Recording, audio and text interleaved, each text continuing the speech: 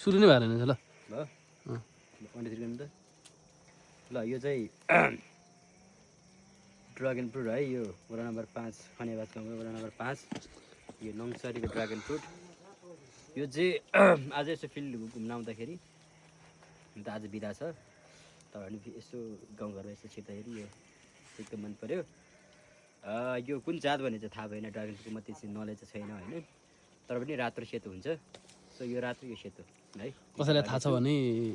एकदम राम्रो क्वालिटीको चाहिँ फल बन्छ हाम्रो यो खनेबास गाउँभरिमा चाहिँ होइन बेर्नानी मैले यहाँको चाहिँ 2 पटक चाखिसकेँ काठमाडौँको अन्त कम्तीमा पनि 2 गुणा चाहिँ गुलियो छ र मिठो छ र जानकारी पाएअनुसार चाहिँ यो ड्रागन फ्रुटको बिरुवा चाहिँ भियतनामबाट हो भियतनामको चाहिँ यो बिउ हो होइन